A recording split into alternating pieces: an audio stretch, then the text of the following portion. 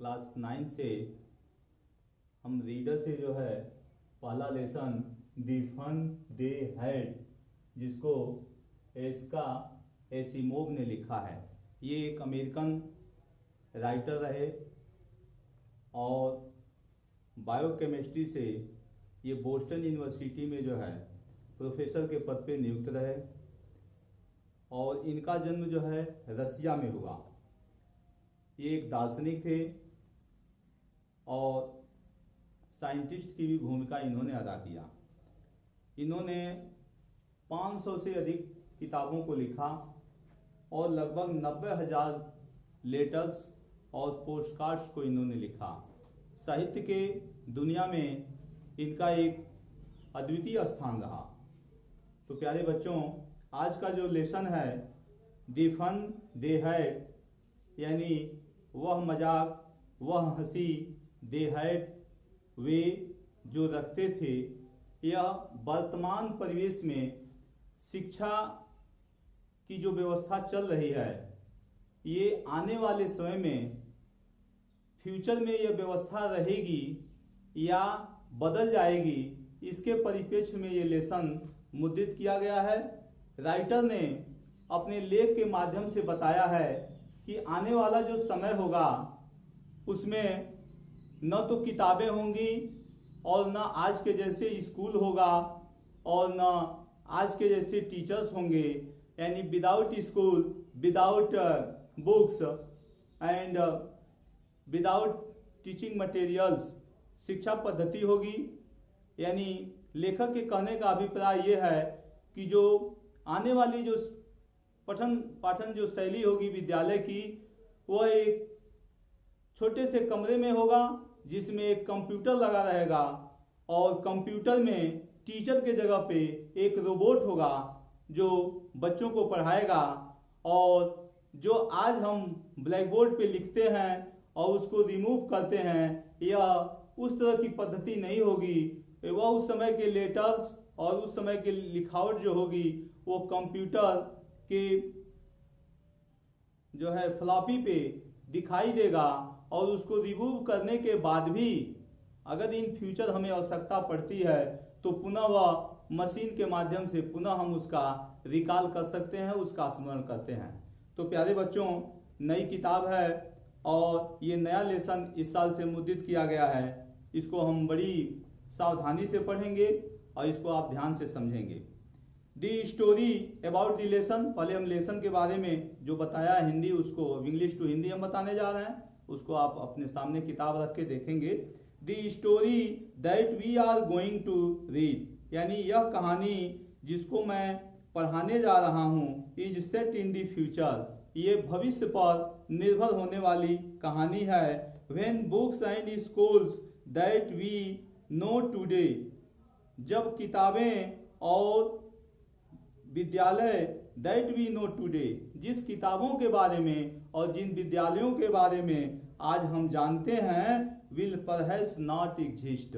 Exist means होता है अस्तित्व, यानी लेखक कल्पना कर रहा है कि शायद ये किताबें और ये स्कूल्स जो हैं भविष्य में न हों।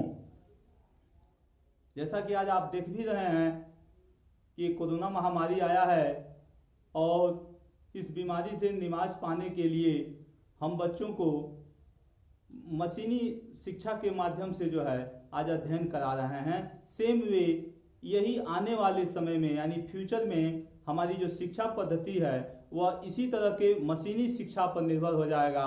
टीचर भी नहीं रहेगा और स्कूल भी नहीं रहेगा और पढ़ाने के लिए जो है हम पूर्णतः मैकेनिक एजुकेशन पर डिपेंड हो जाएंगे। उसी के बारे में लेखक ने बताया है।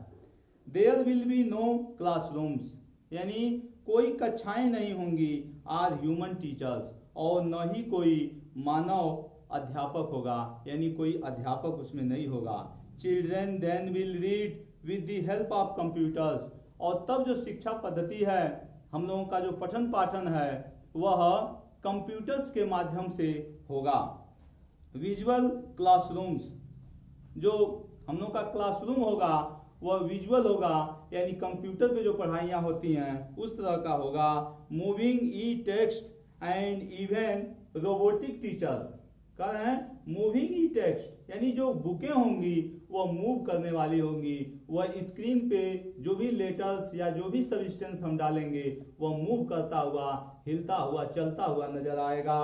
एंड रोबोटिक टीचर्स, और जो आने वाले समय में अध्यापक होंगे वे ह्यूमन टीचर्स न होकर के रोबोट होगा और वह बच्चों को पठन पाठन कराएगा। तो जब इस तरह की शिक्षा पद्धति आने वाले समय में हम लोगों के बीच में आएगी तो किस तरह की स्थिति बनेगी, उसमें क्या क्या विसंगतियां आएंगी, उसके बारे में इस लेसन में इसका एसिमोव जो इसके राइटर हैं उन्होंने बताया है। तो let us read the lesson. पाठ को हम शुरू करते हैं टेक्स्ट को। इसमें मार्गिन नाम की एक लड़की है जो अपने बाबा के द्वारा कही हुई, ग्रैंडफादर के द्वारा कही हुई बात का स्मरण करती है। तो हम पढ़ते हैं, तैयार रहिए। मार्गी even wrote about it that night in her diary. मार्गी जो है अपने दैनिक डायरी में रोज रोज किसी न किसी चीजों को नोट करती है। आज के दिन जो है रात में वह क्या नोट करती है उसको लिखा है लेखक ने कि मार्गी इवन रोट अबाउट इट। मार्गी ने उस रात इसके विषय में भी उस रात मार्गी ने लिखा, यानी कंप्यूटरी शिक्षा के विषय में भी मार्गी ने लिखा। On the page headed, head में सिर होता है, हेडेड माने यानी जो मार्गी ने जो डायरी में लिखा उसके शीर्ष पर लिखा, यानी सबसे ऊपरी वाले पृष्ठ पर क्या लिखा, 17 मई 2157, यानी 17 मई 2157। सी रोट, उसने लिखा, today Tommy found a real book. आज टॉमी को असली किताब मिल गई। उसके आगे नोट ऑफ एक्सक्लेमेशन है, यानी आश्चर्य से कहिए वाह, टॉमी को जो है आज असली किताब मिल गई, जिस किताब की उसने कल्पना नहीं की थी वह किताब टॉमी को मिल गया। It was a very old book, यह किताब बहुत पुरानी थी। मार्गीज ग्रैंडफादर वंस सेड, मार्गी के दादाजी वंस सेड, एक बार कहा था, that when he was a little boy, जब वह छोटे बच्चे थे, हिज ग्रैंडफादर, तो उनके दादाजी यानी मार्गी के दादाजी टोल्ड हिम, उनसे बताया था, that there was a time when all stories were printed on paper. क्या बताया था उनके दादा ने, ये बताया था कि देयर वाज ए टाइम, एक ऐसा समय था, व्हेन जब ऑल स्टोरीज, सारी कहानियां, वेयर प्रिंटेड ऑन पेपर्स, कागजों पे मुद्रित होते थे। ऐसा मार्गी के दादा ने, यानी मार्गी के दादाजी को उनके जो दादाजी थे वो बताए थे कि बेटा एक ऐसा समय था कि जो कहानियां थी वो कभी कागज पे मुद्रित हुआ करती थी और एक किताब का रूप लेकर के चलती थी और उसको हम लोग पढ़ते थे, लेकिन जो आज की शिक्षा पद्धति है वह ऐसा नहीं है। दे टर्न दी पेजेस, वे अपनी शिक्षा पद्धति के बारे में बता रहे हैं कि दे टर्न दी पेजेस, उन्होंने पेज पलटे। टर्न मीन्स होता है बदलना, यानी पलटना, पेज को, पृष्ठों को बदले। विच वेयर येलो, जो पृष्ठ कैसे थे तो पीले थे। एंड क्रिंकली, क्रिंकली मीन्स होता है मुड़े हुए, चिथड़े जो पुराने हो जाते हैं उसको बोला जाता है क्रिंकली। तो वे पेज कैसे थे तो येलो थे, यानी पीले कलर में थे और मुड़े तुड़े थे। And it was awful funny to read words, और यहीं तक नहीं था, शब्दों को पढ़ना भी हास्यप्रद लगता था, मजाकिया पूर्ण लगता था। That stood still instead of moving the way they were supposed to on a screen. उसके बाबा जी कह रहे हैं कि जो आज स्क्रीन पे शब्द दिखाई दे रहे हैं कंप्यूटर पर, मेरे जमाने में वो शब्द वैसे नहीं हुआ करते थे जैसा कि आज कंप्यूटर के स्क्रीन पे दिखाई दे रहे हैं। यू नो, जिसको तुम जानती हो। And then when they turned back to the page before, और उनके पेज बदलने से पहले it had the same words on it, तो जब दूसरा पेज बदला जाता था तो उस पे भी उसी तरह के शब्द आते थे। That it had when they read it the first time, यानी वही शब्द आते थे जो पहली बार उन्होंने पढ़ा था। और कंप्यूटर में जो आज की पढ़ाई हो रही है यह उसकी पुनरावृत्ति शब्दों की नहीं होती है। गी सेड टॉमी, सामान्य बोलचाल के भाषा में जब हम गी कहा जाता है अरे या अरे बाप इसको बोला जाता है। कह रहा है गी सेड टॉमी, टॉमी ने कहा अरे बाप। व्हाट ए वेस्ट, कैसी बर्बादी है। When you are through with the books, जब आप पूरी पुस्तक पढ़ लेते हैं।